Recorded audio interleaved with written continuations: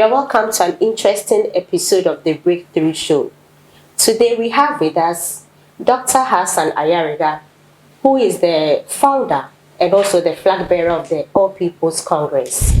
Sir, you're welcome to the show. Ajo, how are you? I'm very well by His grace. Nice to meet you. Nice to meet you too. You're welcome. Oh, thank you. So how is the party doing?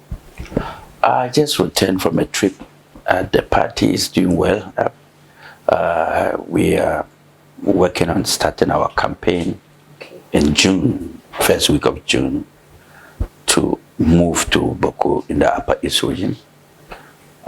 Present myself to my king, as the Zugurana de Bukunaba, Azoka Asegre II, and for blessings from my kinsmen and family to kickstart the campaign for the 2024 general election.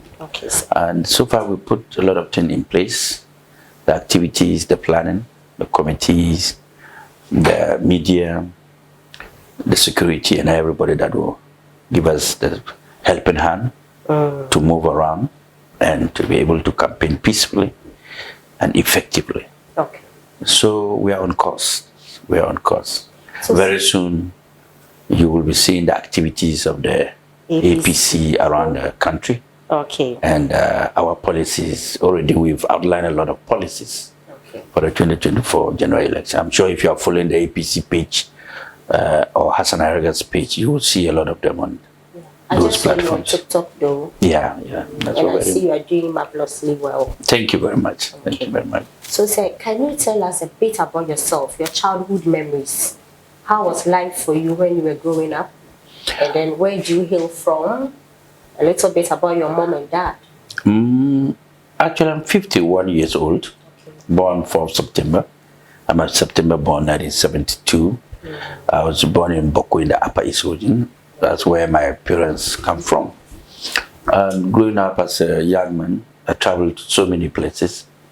From my early ages, school in Panda Preparating, to Cambridge Preparating, to Bariwa College, to LCA, London of Accountancy, School of Accountancy, to Atlantic International University. I've roamed around the world.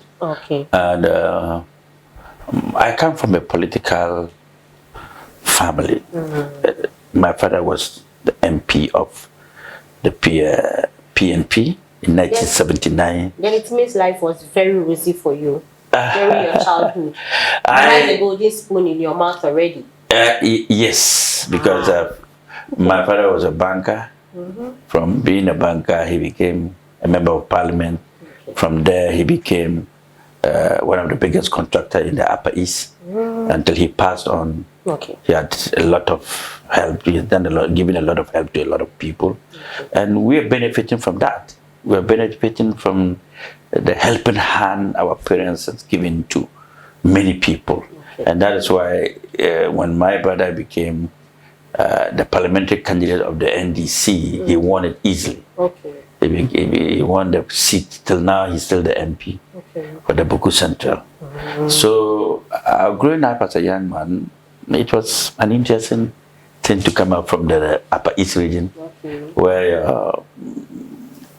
parents hail from, and fighting to get yourself into where I am today is a lot of work. You can imagine. Young Ayariga from Upper East, Boku, not even the township, outskirts of the town. And today, sitting here, running for president, to rule the country and rule the world, is a huge achievement and hard work. So for me, I would say yes. If I look at my life today, I would thank God for everything. So, sir, what are the core principles and objectives of the All People's Congress? 3 principles. Inclusive governance. That's the most important thing. Power to the people. We believe that people must begin to have power, not the other way around. Power must, people? Not just those in power. Everybody must have power. And we believe that in running a country like Ghana, we believe in an inclusive governance. Inclusive governance means that everybody should be part of it. You don't want to run a government where only your party members when you win power, they get the opportunity. We don't think of that's why we believe in an all-inclusive governance system. We think that running this country, everybody must be part of it. Because when you put the heads together, you have a very strong front. But when you divide the front, you have a very weak front. Yeah. So we don't believe in divide and rule. We believe in give everyone the opportunity to serve your country. Okay, sir. Okay, sir. So, sir, do you think people believe in these principles and it's not about objectives? it's not about whether people believe in it or not. It's about whether it is the best policy for the people. It can be the best, but people wouldn't. Those who don't believe in it are the greedy ones. Because you cannot run a country on greed. You cannot run a country based on the principle of a winner takes it all kind of political syndrome, which is happening. And that is why you see that we are struggling. You see, when MPP is in power, they will never hire anybody from any other political party to help them. Sure. It doesn't mean they're all good. And it doesn't mean that those in the other political parties are all bad. But we've been practicing democracy that we think that it is democracy. But I don't think that we have learned enough of what democracy is all about. Okay. Until we begin to practice an inclusive governance system of democracy, then we can now understand that, yes, you can be a political party in power, but you need everybody who are from different political parties to help you build the country. You can have the best finance minister from the APC, Yeah. and have the best economists from the NDC, and have the best finance minister from the MPP. We bring all of them together. It is Ghana we want to build, not a party, not a particular president. No. We run democracy to agree to disagree, not to avoid each other. Do you understand what I'm saying? Not to neglect each other's views and position and strategies, not to abuse each other because I am in control. The best leader, best politician will be the one who says, I am the president, but all of you are involved. I need the services of every Ghanaian who is qualified, dedicated, principles, has the policy to help me build the country. It doesn't matter whether they voted for you or voted against you. What is important is that make good use of them. Because you want to help them. You cannot help them by dividing them. The moment you bring in division, you're already divided, you're not helping them. Yeah. Do you understand me? Yes. The moment you come in with division, you're not a leader. For me, you're not a good leader. Okay. Okay, so say, what sets you apart, or the APC party, what sets the party apart from the others? What sets me apart is the model of leadership, the sincerity and honesty of the APC, and the policies of the APC. It's very important to look into the manifestos of all these political parties, study them properly, compare them, and you will see that the APC has a unique, unique kind of manifesto that is going to build the structures properly and let these institutions work and become very strong. And then when you have strong institutions, you have a very stable economy, you have a very unique economy, you have a very standard economy, and you have a country that works, devoid of who is in power. And then you become a ceremonial president. These are the policies that the APC is presenting. Go around and look at all the policies of the NDC and MPP, and you see that it's already in the policy of the APC. But have you launched your manifesto? Not yet. For 2024. We have about 6 months. Don't worry about that. The manifesto is ready. So when are you? When we start campaigning, we'll get to where we launch the manifesto. So the campaign is yet to The manifesto is already launched, but it's not launched as in principle. But every day we bring out policies of the manifestos out, and that is a manifesto. To launch it is just the book, but we talk about the manifesto on daily basis. Yes, engaging youth are the soul of the country now. So what are your plans for them? What strategies do you have in your manifesto for them? We have a lot of strategies for the youth development program. First of all, Ghana doesn't have statistics of our youth. What they are, who they are, how they live, and what they do. We in the APC, for the first time, is going to draft a special kind of data system that will capture every information of every Ghanaian, from those born today until the last man standing.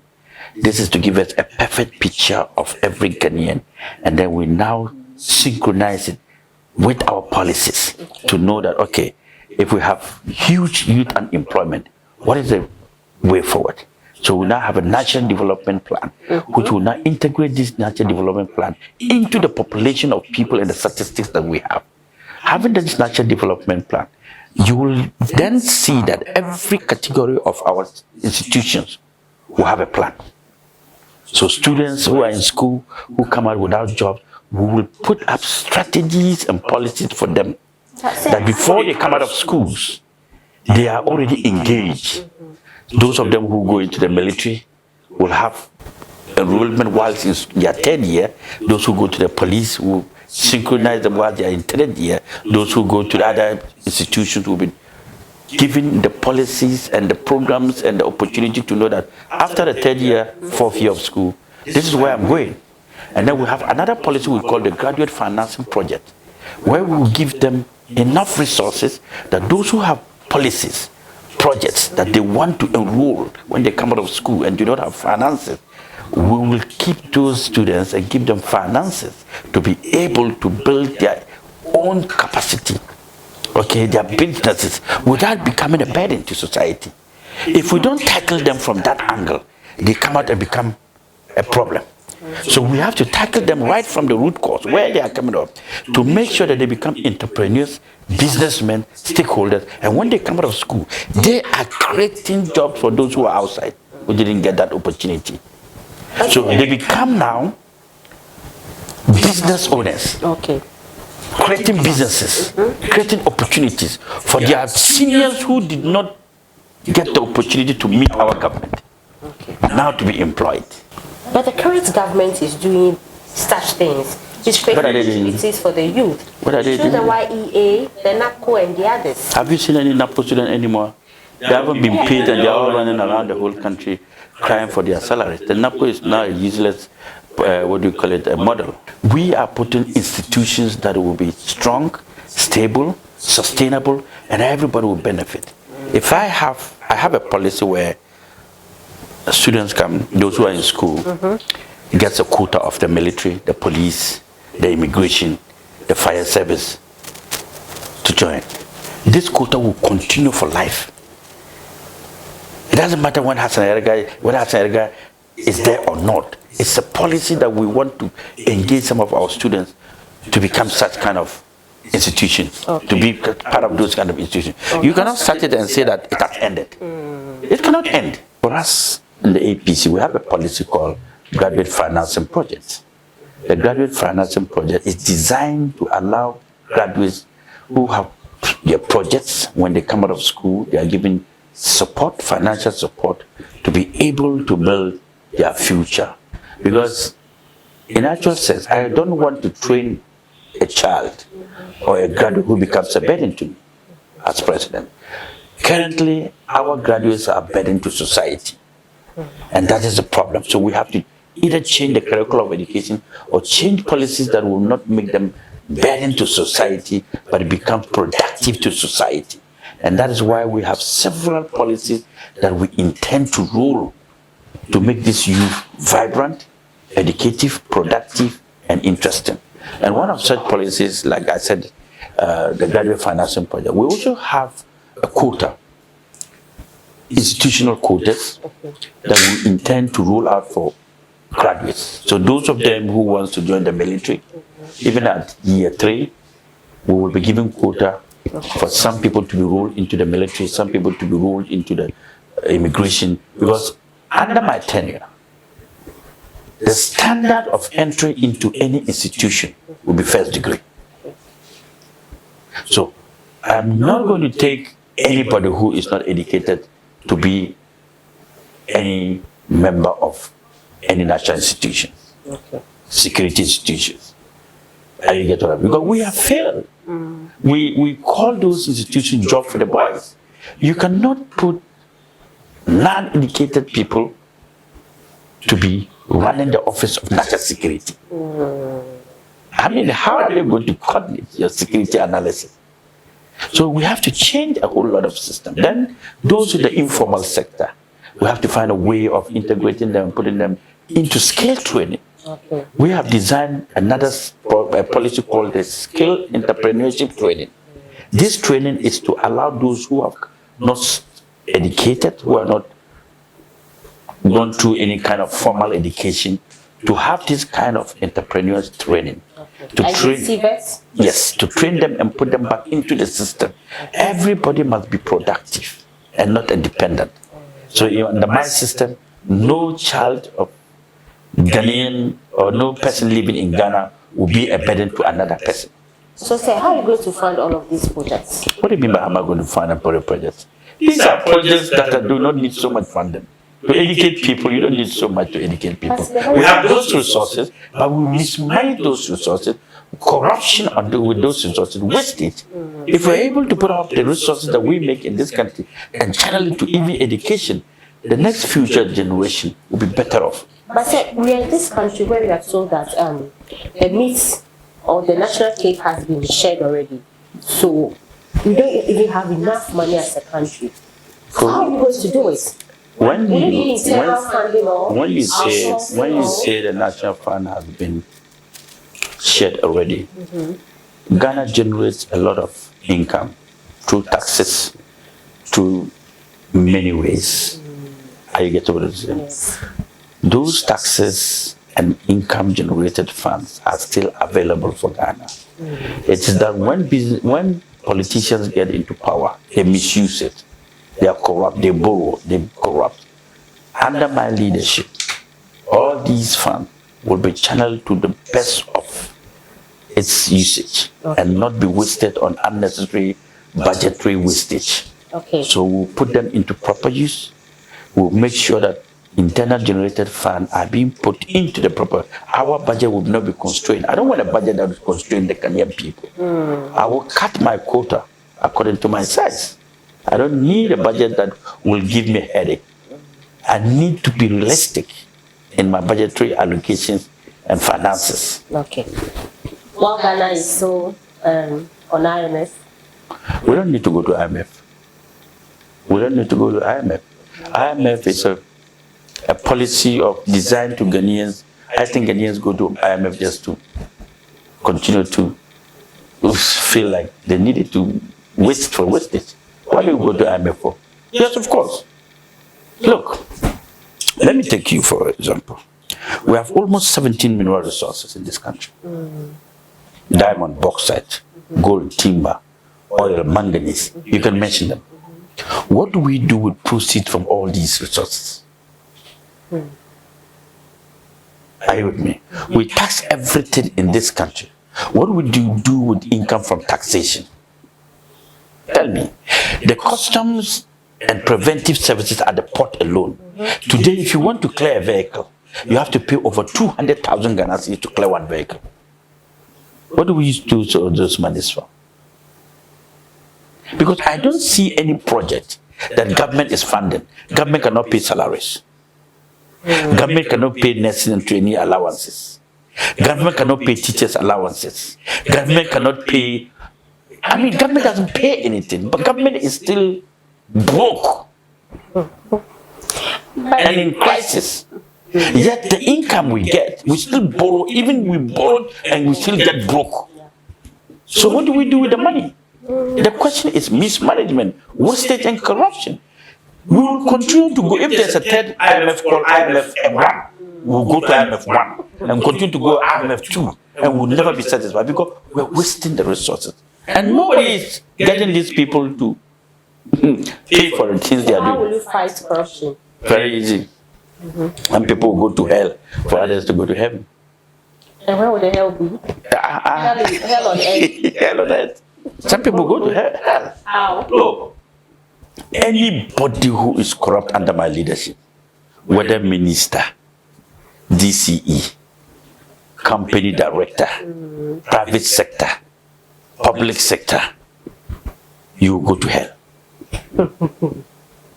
And those who are corrupt in the past, I will dig back into their background and make sure I retrieve all those people who are corrupt, who have stolen our money, and I'll change their sleeping places.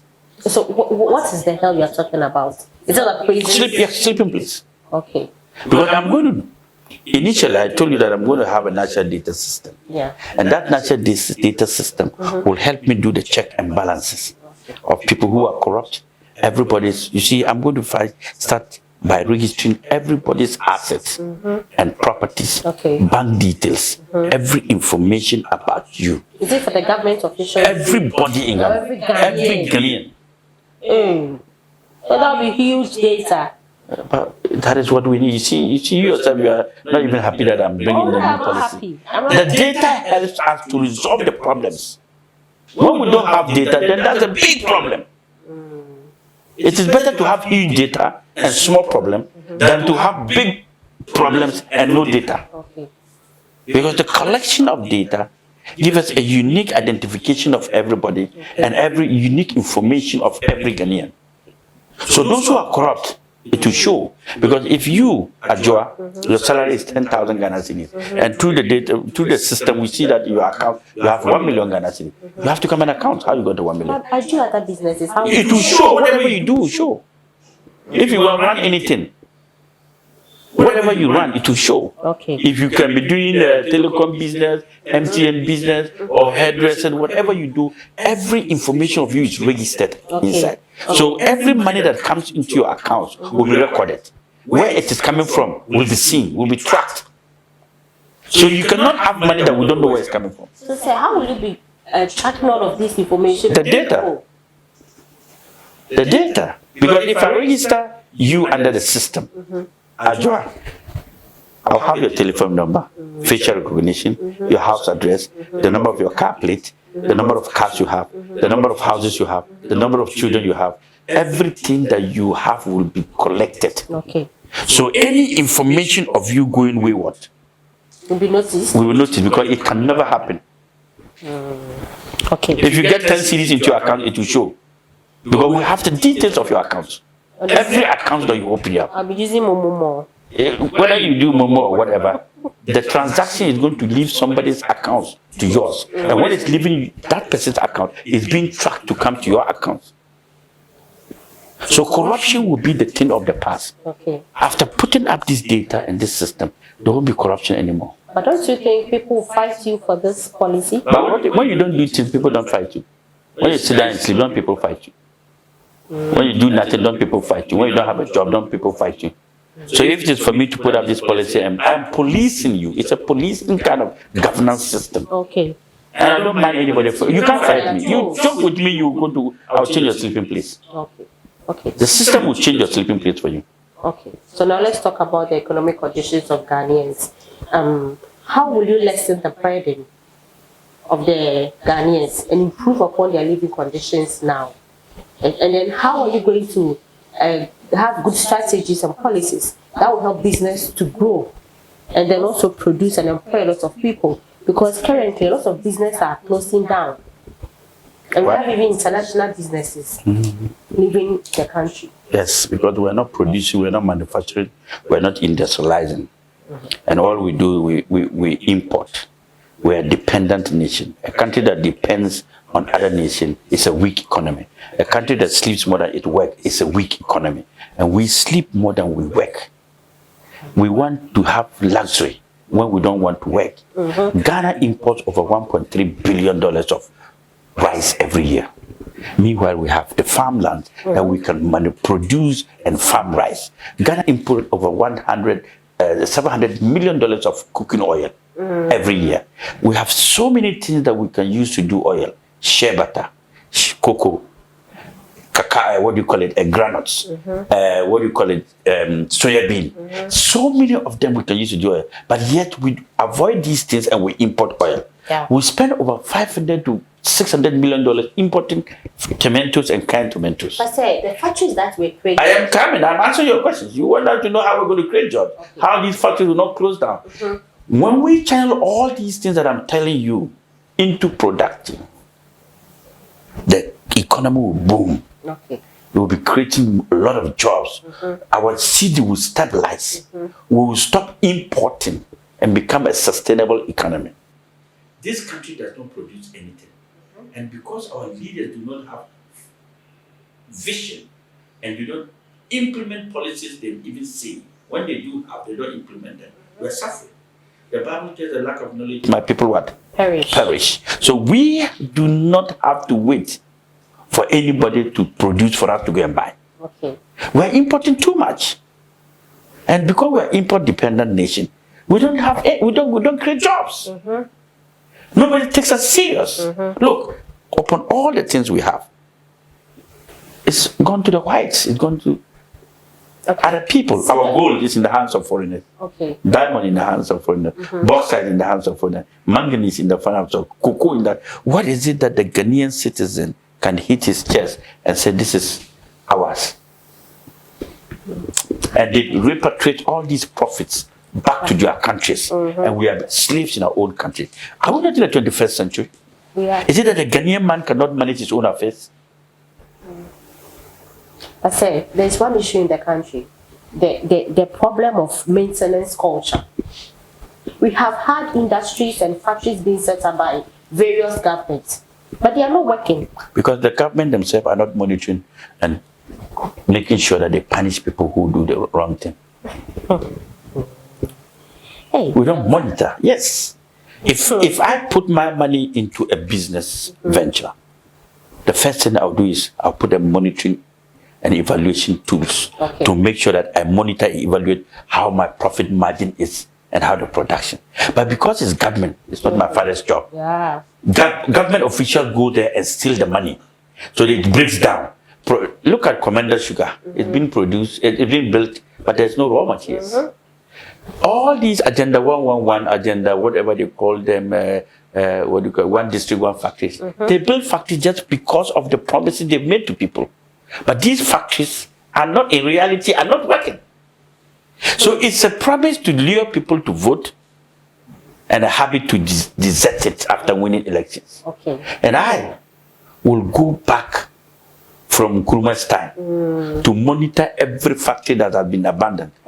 All those who have made mistakes, you will not get away with it. You will not, even if you're old, I'll look for you. Really? Because they've sinned against this country. And the reason why the country is bleeding, if we don't begin to punish people, people will not sit up. Okay. If there's no fear in leadership, then the leadership has a problem. If you're a leader, people must fear you. That if they make mistake, they will not get it easily. Deal with them. Yes. That culture, that mentality must go into the mind of Ghanaians so that they begin to behave like human beings. Okay. Okay. So because people do things anyhow in this country and get away. Politicians steal money and nobody lost them up. All the presidents after me, I will investigate them. Hey. You can say whatever you want to say. Okay. That is Hassan Ayariga for you. Okay. Let's go to because you will not allow others to suffer for your greed. Okay.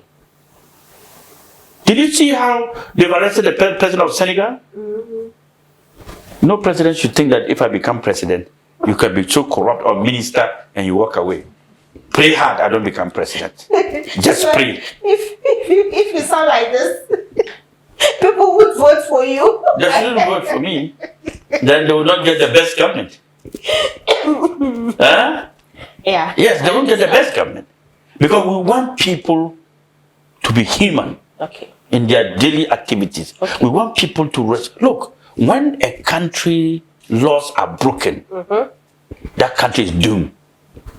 When the country's laws are not feared, that country is doomed. Okay. When people do not respect the law of a country, then the law doesn't work. Okay. They can do anything with it. I agree. So let's move on. Digitalization in 24-hour economy. What is your take on that? They are all under my policies, and they are my niche aspect of running an economy. Digitalization is under e-governance, under my policy. And digitalization is a process of people are already doing digitalization. So it is, for me, it is not much of an achievement. What is more is the e-governance, where we can build a system of governance that people do not become too strong, but the society is stronger than the people.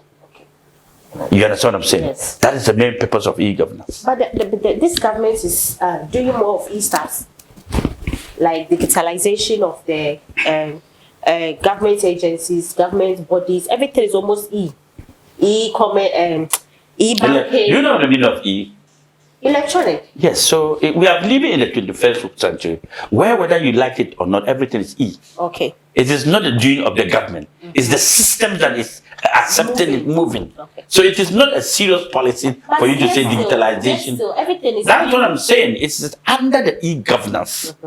It is a minute aspect of e-governance. Digitalization is just a minute. There's so much when it comes to e-governance. Okay. So let nobody sit down and be touting that I am the originator of e-governance. Look, we are using cameras and nobody is holding them. Is it the doing of Baumia? I didn't mention names. Is it the doing of Baumia? Is it the one who brought us these cameras? Or this Ghana manufactured these cameras? So when I'm talking about e-governance, we will go beyond that to build our own electronics. Okay. And become a country that we don't have to import. We have softwares, special software made by the Ghanaian people to build beyond, train our kids to become, gurus in these things. Okay. Not just adapting it, but producing it. Assembling them. Everything. Manufacturing, not just assembling them. Okay. Manufacturing. Our kids have the IQ. Artificial intelligence. We need to be able to go beyond that. Okay. Not pick from people. E-governance is a broad topic. 24-hour economy is under my policy. Number 30 somewhere. You see, when you have a country that sleeps more than it works, it cannot produce. Okay. Under our policy of a national development plan, we put it up that we are going to have a manufacturing, production, and industrial hub. That we're going to work 24 round the clock. A 3-shift system where people work 8 hours in the morning, some work 8 hours in the afternoon, some work 8 hours in the evening. Okay. The 24-hour is a cycle of working 8 hours 3 times daily, so that everybody will get a job. When we build the economy where production and manufacturing becomes so intense, and every institution is working, so we don't import rice, we don't import oil, we don't import anything, and we are building it with e-governance and all that, the country becomes busy. Okay. And when the country becomes busy, you now draft the 3-shift system, divide your workers into 3 groups, so that all of you don't just start working 24 hours and one system of 8 hours, and the whole country will become like crowded 1 hour, one period of the week, the day, and the rest of the period is not busy. So you shift it in a way that, okay, 8 hours, those who go in the morning work 8 hours. Then those who close in the morning, those who go in the afternoon work. So you divide your working force into 3 groups. So if we have a working force of, let's say, 900,000 Ghanaians, so 300,000 goes in the morning, the first shift. Once those in the first shift are working in the morning, there's another shift working in the afternoon, another shift working in the evening. So it's a cycle of being productive, being active throughout the whole day and night. So that is the purpose of the 24-hour economy. The 8 to 5 or 9 to 5? No, it's going to end. It's going to be 8 to 2, 2 to 10, and then 10 to 6. Oh, okay. You understand? So that is the cycle of the 24-hour. 8 hours times 3 makes it 24 hours. Okay. Okay. So, sir, I hope you understand. I understand perfectly. Thank you. And, I think the English are struggling to explain to you. You don't understand. The English is struggling to explain, right? And then they are 24. You don't understand. Doctor, Yes. let's talk about this controversial issue in Ghana now. What is that? There is this anti-gay bill. Anti-gay bill. Yeah. Okay. That the president needs to sign and all. Have you heard about that? I think you know. And we are a country of tradition. And we believe in law, tradition Values. and values. Yeah. We have norms. We are not a society where gayism and lesbianism plus Q is subject for us. Okay. We are moral human beings. We are Christians, Muslims, and traditional worshippers. Yeah. Our way of life was to be married 2, 3, which is allowed in our tradition, the society, which is not a bad thing. Now, what they are introducing to us It is not our culture. Okay. And it's not something we should look up to. Okay. It is not something we should accept, whether conditionally or unconditionally. Okay. Because we don't believe in a man marrying a goat. We don't believe in a woman marrying an animal, a woman marrying a horse, a woman marrying what do you call it, a pig or a dog. We don't believe in those things. We don't believe in woman marrying a woman. We don't believe man marrying a man. So this gayism don't only limit it to women and men to men. Okay. It goes beyond man to woman, man to man and woman to woman. It goes, the plus means that you can marry your sister. You can marry your brother. Yes. You can marry your mother. Your father can marry his daughter. Hey. Yes. You see, they're not educating you people to understand it. You people are only looking at the lesbianism and the gayism. But the plus means that you can marry a dog. You can marry an animal. And you are not to be prosecuted. You are allowed to do all this. So let's be sincere. Is the president going to sign a bill where, I don't want to say where his, where his children, as Ghanaians, can marry themselves? So a sister can marry a brother. A mother can marry a son. A father can marry a daughter. Do you understand what I'm saying? It allows all that. So let's be sincere. What is the president thinking? Oh, okay. So I'm trying to educate you people to understand. There is no condition under this world that will allow the president not to sign this thing. He has to sign it. If he doesn't want to sign it, he should wait 2025. I, as Ayariga, as president of the Republic of Ghana, the first thing I will sign will be that. If they want, they should cut up any kind of. I don't even need privileges from anybody to survive as a nation. Do you understand what I'm saying? Yes. I don't need the United Nations. I don't need America. I don't need Europe. I don't need anybody to help me. I can build my country without them. But sir, don't you think the lives of these lesbians or the LGBTQ people are also in danger now? Danger for what? Because it means people can just attack them, beat them. Yeah, if you're a thief, don't people beat you? But sir, don't people attack you? Their rights. A thief doesn't have a right. They have their rights. When you go contrary to the law, you must be punished. These laws are laws that are supposed to strengthen us, guide us, protect us, and make sure we don't abuse each other. Yeah. Because if we don't put laws like this to strengthen us, the strongest will kill the weakest. Yeah. Survival of the fittest. Survival of the fittest, and we cannot survive. So morally too, we have laws that are protecting us. Yeah. As Christians, as Muslims, there are things that we don't do. And it is not that it's against our right, it is also curtailing and protecting and guiding our rights. Rights is also something you do right. Yeah. Not wrong. But sir, with all that, don't you think we need to show more love to the LGBTQ society as humans? Despite all that they are doing, we still have to show them love. So if you marry a dog, will they show you love? I won't marry a dog. I just asked a simple question.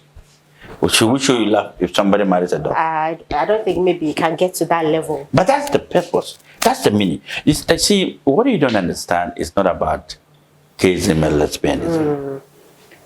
I'm being very serious with this thing. The plus is worse than the gayism and lesbianism. You understand what I'm saying? Poses more yes. danger. Right now, they have invaded our schools, the universities, and they are pumping money into the schools and changing the lives, the youth, the boys, giving them money and making them gays. Wow. It is very bad in Ghana. You have to be very careful your child doesn't come home and it's a gay or a lesbian. Because now they are giving them so much money. Even our big men and big women are doing it. Some big men go to the universities and carry boys and sleep with them. Do you know any? Many. I don't know. I hear a lot of them. They take pictures of them. They have societies. Ghana here, they have clubs. It is hidden. Ghana here, it's gone far. I mean, Ghana is so weak that everything is given the precedence of other nations. Lesbianism are president over Freemasons. They have power in Ghana. They are doing their what. I mean, what is this? So you don't belong to any society yourself? No, I belong to the Society of Ghana. No, we believe prominent people. belong to some secret societies. What's that? When you say secret, it's already wrong. The moment you add secret to it, anything called secret means it's wrong. So secret society like what? Secret society like the Freemasons. So Freemasons is a secret society. That means it's not good. It is not good for a Christian. It's not good for a Muslim. Because it's not open to everybody. I don't think that is the reason why it's secret. If it's not open to anybody, why do you celebrate it? It's open to the elites. I mean, elites. Why do you celebrate it? Why do you celebrate it? Because most of the elites or most of the renowned people in Ghana join those societies. And what is the norms of those societies? I can't tell. That's what I'm asking. I tell you, I am not a Freemason. I'll never be one, and I will not be one. I believe in God. I believe the teaching of the Quran and the Bible. I believe in both. Okay. I believe in Christianity and I believe in Islam. Okay. And I'm a unique believer. Okay. And I don't think I need Freemason to be prominent, to be president. I am already. They help themselves. I don't need their... They are very connected. I don't need their connection. I'm connected to God. And because I'm connected to Him, I'm very powerful. Okay. I don't need that. Okay. I mean, I don't even like the idea of they having the power to be in Ghana to celebrate. And I mean, they are opening Ghana to it. They are telling Ghanaians, oh, we are Freemasons now. We can openly celebrate it in Ghana and anoint others and celebrate others. So join us. So now it's like no longer. So in this country, there are certain people when they do certain things, people don't talk, whether it's right, whether it's wrong. There are certain group of people when they go wrong, everybody is mute, and I don't like that. I'm not a hypocrite. Okay. So we should stop being hypocritical in certain things. When it's wrong, it's wrong. It doesn't matter who is doing it. Okay. But certain people, when they do certain things, now we are all supporting it because they have certain class of people. And for me, wrong is wrong. And that's why I say when I become president, some will go to hell. Others will go to heaven. You need big houses To do of hell. No. There's no house in hell. Hell is not a house. It's punishment. Punishment. Total punishment. Total punishment. We have to. We just have to. Because Ghana has become so free. Okay. That people are doing anything. And when they make money, now we are voting for people with more money than brains. If you have money, then you become president. You want to become president. Even if you are not going to class 1, you can become president. Okay. So say, this question. Once you have money, then you can run for presidency. Do you love women? Of course, I love my wife. No, I'm just, you like, okay. So will you agree to polygamy? Or will you assent to People do polygamy because of the kind of women they have. And the kind of tradition they belong to.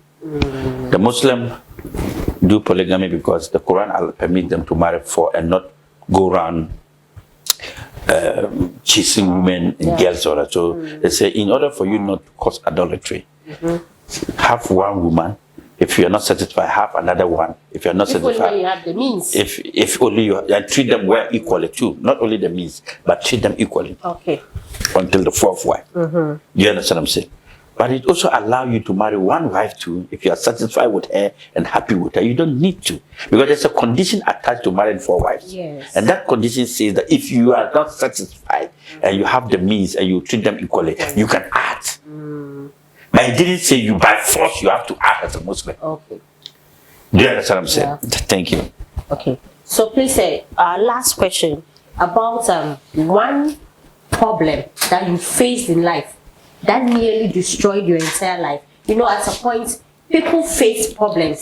Some face debt, they face addiction, they face shame. What one problem did you really encounter in your life that was a learning curve for you as an individual, and how you were able to overcome that issue?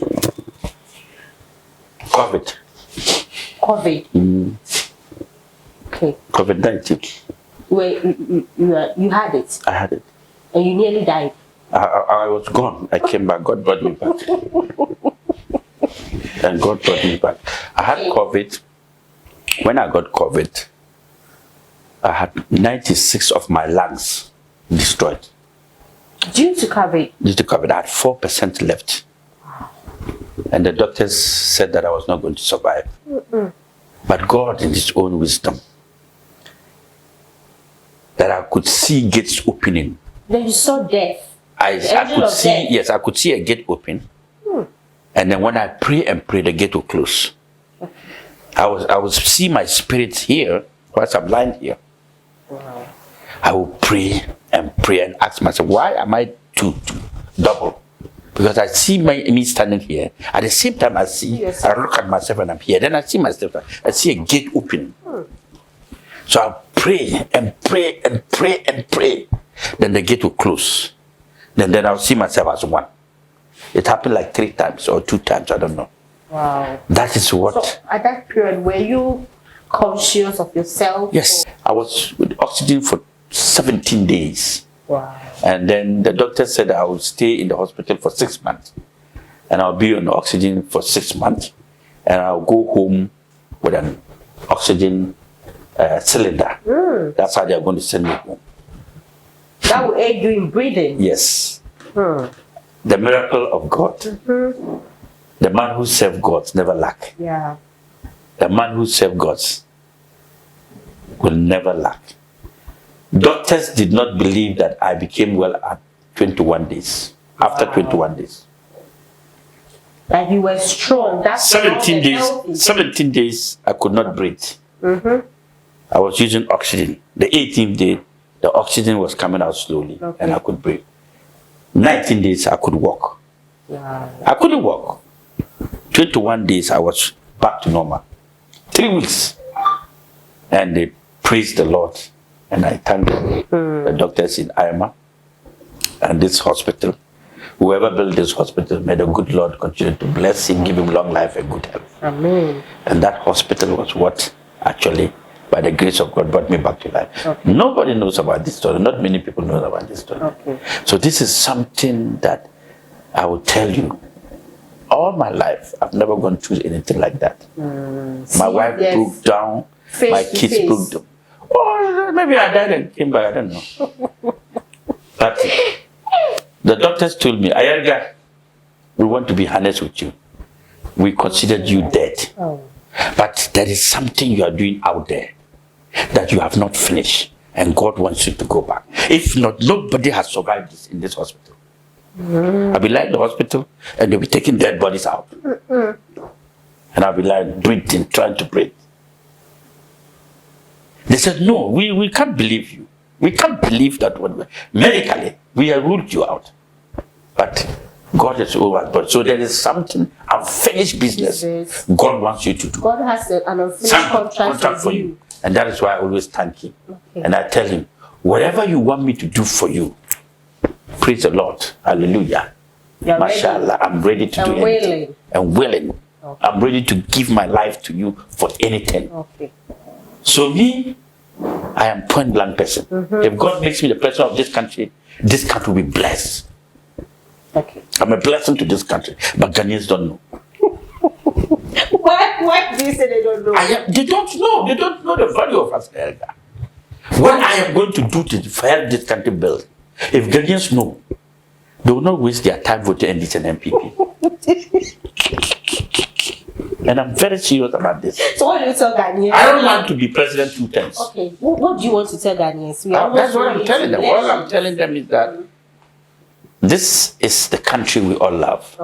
Some of us love this country to the extent that we believe there is good thing about this country. Many who do not understand.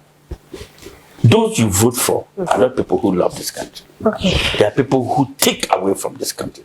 Some of us want to say that they say a soldier will always ask not what his country can do for him, but what he can do for his country.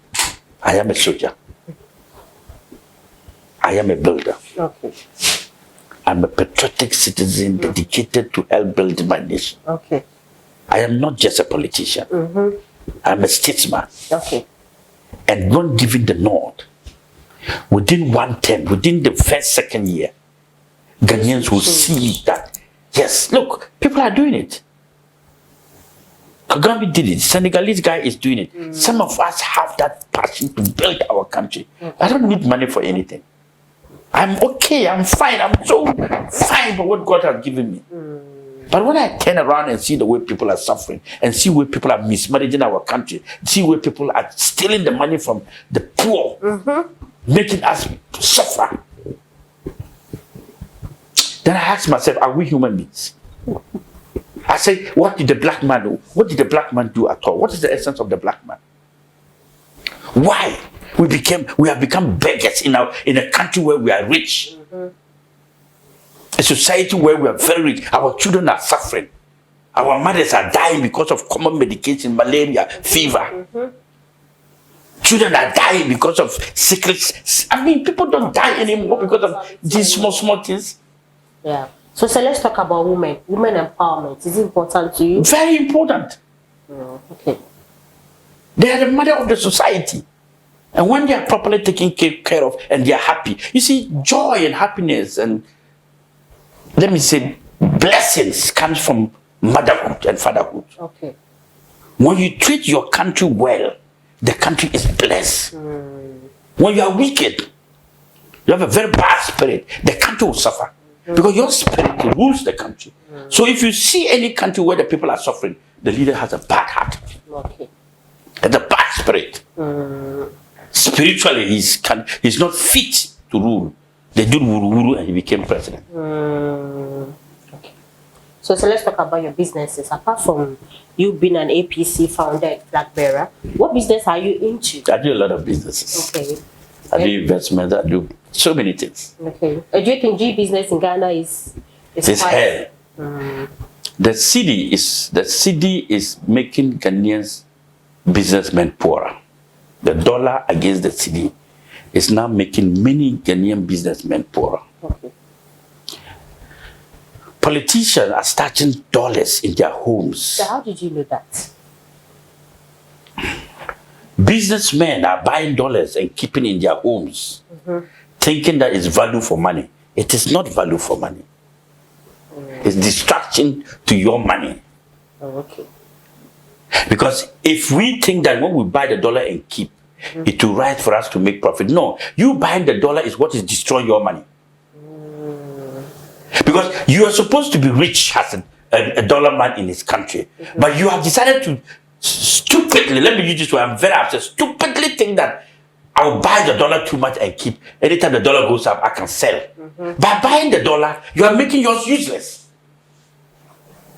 Because you are supposed to, yes, you are supposed to maintain yours. So that your $1, the American $1 is also your one cedi. So when you go to US, you have to reach at the arm. So if you have 1 million Ghana cedis, if you have 1 million Ghana cedis, it's equal to $1 million. But African thinking, the brains are not working. We think that, oh, there is $2, no, there is $2, no, cedi never go down. $2, no, over cedi, no, got down. Sometimes you find that way. That's my final word. I gotta get the president, the papa who be yet president. Gonna be there. So yes, they are going for the show. Oh, now one Cassandra on the prayer, then over Cassa. Cassandra, no prayer, no prayer, say. I don't know Cassandra and no prayer. Let the people know who you are, what you are coming to do. If they want to vote, they to vote. Yeah. If they don't want to vote, they should leave it. So you are standing for the truth. The truth, I don't care. If you want to vote, vote. If you don't want to vote, leave it. But this is what I'm coming to do. Okay. I am not going to lie that I'm white and go and become black. I will not do that. Okay. I would want people to see that there is somebody serious who stand by his words. And if he says black, it's black. If he says white, it's white. When we have such leaders, Africa will be better. Yeah. Why do you think Americans are better? Americans are happy when we buy their currencies and leave ours. Because they are making you poorer against, you are becoming poorer against them. But I think it's a marketing technique. We produce, let's manufacture, let's maintain our city. We would not need a dollar. If you get out as a Ghanaian and you're going to the US to do holidays, you're not going there to suffer like look for green Africa. No. You You also fly and go to their country, do holidays and parties and come back to your country. Yeah. Because you have equivalent rates. Yeah. Value for money. If I voted, now dollar is flying in the sky. First of all, no bank will open dollar accounts in Ghana. That's my first policy. Okay. Every dollar account will be closed. I'm just coming from the US. No bank in the US has ever opened a Ghana CD account. Yeah. No bank in the world except in Ghana has a CD account. Even the embassies cannot open a CD account. This is how our mentality is. If we don't change our mentality, we will not become economically independent. Independent. Yeah. We are using our own mentality to destroy. So first of all, there will be dollar accounts. Secondly, there will be forest bureau. I'll close down every forest bureau in this country. Wow. We don't need it. No house, no property will be quoted in dollars. Everything you buy, it is quoted in Ghana cedis. And there will not be dollar transaction in any bank or business. You don't need dollar to travel anywhere. I go to the US. I don't get Ghana cedis when I'm coming from the US. I go to Germany. I don't get Ghana cedis when I'm coming from Germany. So when I go to China and even give them dollar, they tell me to go and change it. Okay. Go to the banks and change and bring in.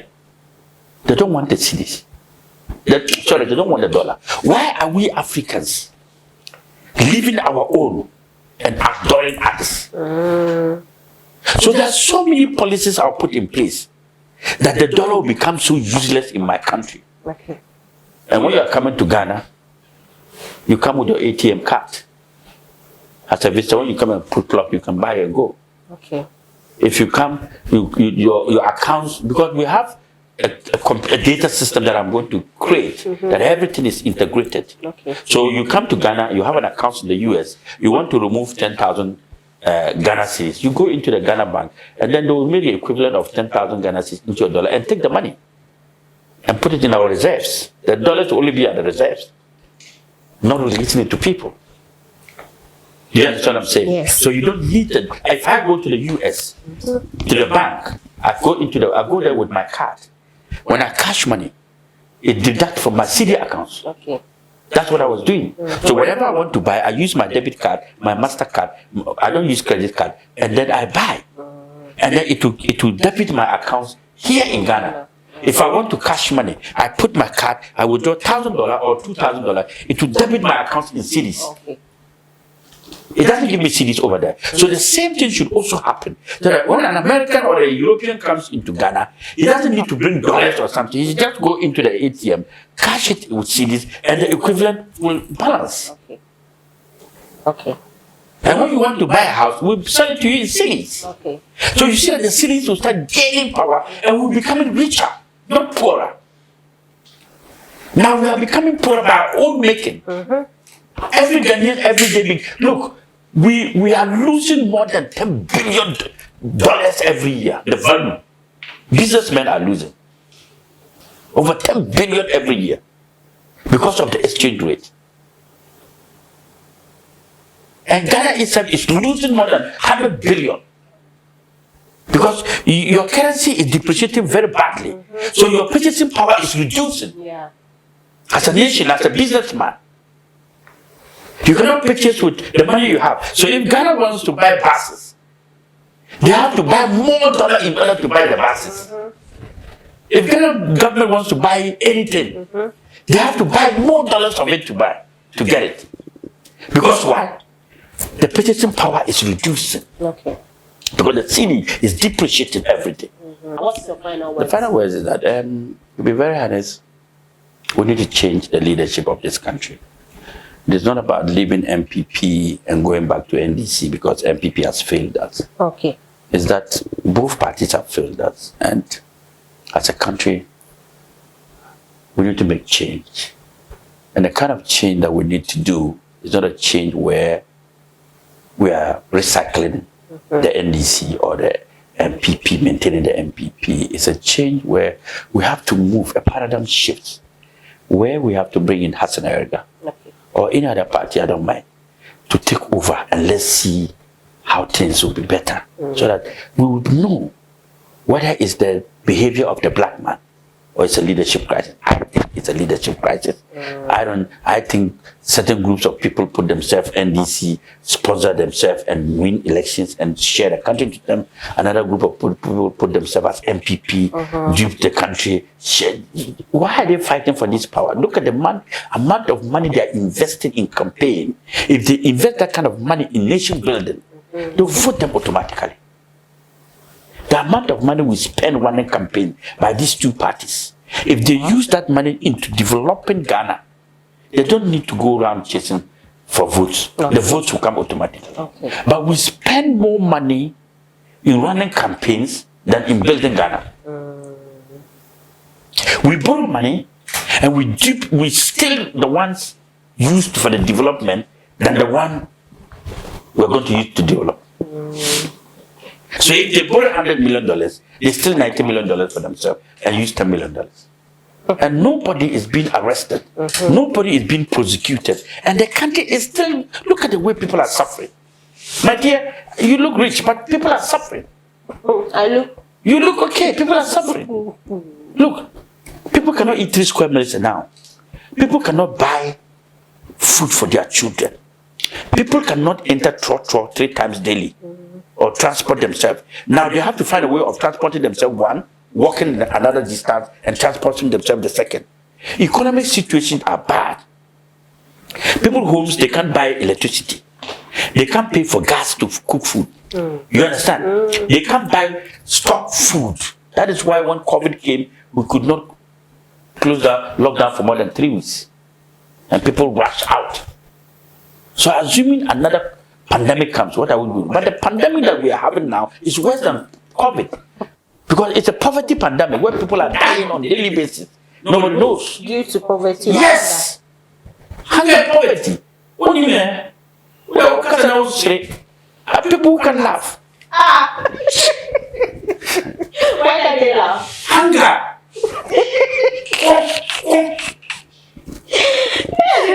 Hey, doctor. You don't see the reality of what I'm saying. We know. I can be joking, I'm telling you the truth. But I'm telling you the truth. I have people who text me 20 cities, 10 cities, 20 cities, 10 cities. Texting me 20 cities, not 100. Yes. And it's not that they are joking. If I don't give them the 20 cities, it's a problem. Not 100 though. Anybody texting me 100, it's a prominent person. See big men texting me for 500 Ghana cities to survive a week. The situation is there. And I'm telling you, if we don't take time, there will be economic revolution soon. People go to the street. Politicians will be very, very, very, very careful. But do you see any tendencies? I see it every day, but I pray every day. The youth are ready to revolt. They are just looking for somebody like Hassan Ayariga to come out and do follow. And I don't think we'll do that. I don't want to do that. And that's why I'm calling on Ghanaians to be careful. We should be careful. We should not take them for granted. The parties are taking them for granted. Then the struggle is very real. Madam, you don't know what I face. I haven't eaten since morning. You know why? No. I've fed more people than myself. I've given many people more money than I have not eaten. Since morning I haven't eaten. Because I can't eat. When I get up and see the way people cannot survive, cannot eat, I feel so sad, so depressed. I can't share everybody money.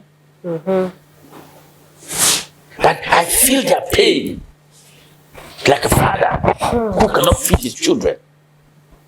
Do you know how many children cry to their parents, "Mommy, mommy, mommy, I'm hungry"? And the mother says, do you know what they go through? Mothers cannot sleep at night because they can't feed their children.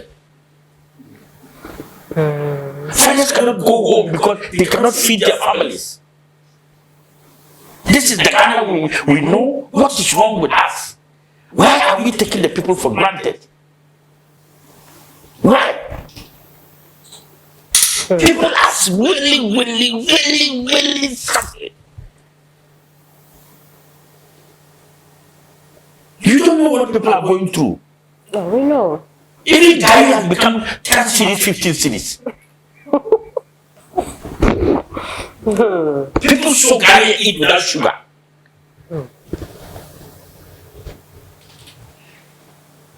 Even if you get the Ghana, you should be happy. And not think about the sugar. Not to think about the sugar. And People cook groundnut soup without anything. They just put the groundnut and put it and cook it with salt and pepper. No fish, nothing, and eat. Things are happening. Things are hard. Ghana is in crisis, deep crisis. Ghana is slowly in poison. And people are dying slowly without nobody noticing. And I tell you, politicians, wake up. Those in power, wake up. It is not a joke. It's not a joke. And the youth out there, think about this. Don't waste your vote for LGBTQ or MPP. Don't. The salvation is not on them. Come to Hassan Ayariga. You will see the difference of leadership and how your country will be better off. I'm not boasting, I'm not bragging. Okay. I feel the pain. I thank you very much. Sir, thank you very much for being on the show. I really appreciate your time. Thank you your too. Patience. And then we really appreciate all the ideas, all your strategies and all your policies. And my anger and pain. My anger and pain for the suffering Ghanaians. Anger is for those politicians who are misusing the country. Pain is for those who are suffering. Okay. So I'm angry at the same time. You are in pain. I'm in pain. Okay. So Ghanaians will make their decision. Yeah. We really appreciate your time on the show. Thank you so much for coming. You're welcome. Viewers, please stay tuned for another interesting episode. Thank you very much.